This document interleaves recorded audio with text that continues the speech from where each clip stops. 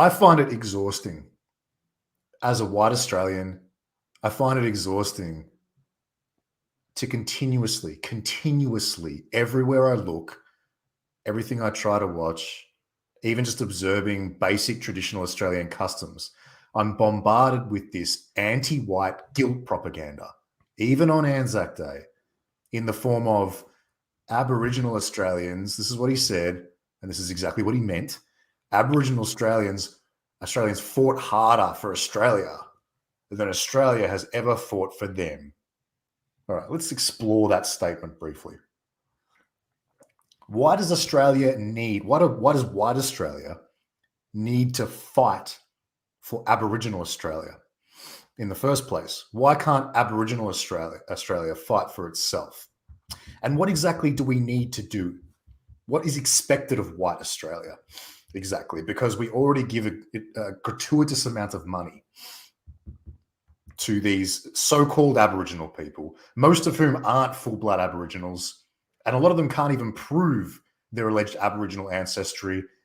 I know for a fact people pose as Aboriginals when they know they're not Aboriginal in order to reap the endless benefits. Okay, these people have their own court systems where they're shown leniency because they're racially Aboriginal.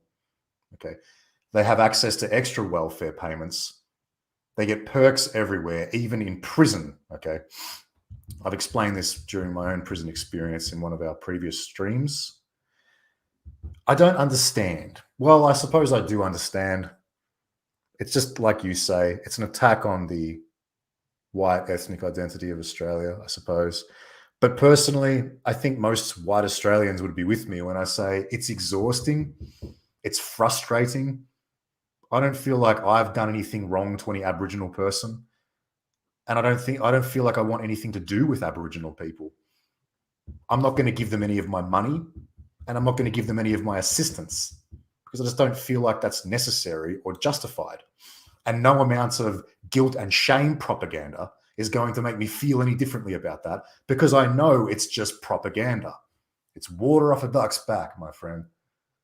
So, Albanese didn't need to add that into a speech on Anzac Day. He didn't need to lace that anti-white guilt propaganda into a basic ceremony commemorating, soldiers that died for what they believe was a greater Australia. That's my take on it.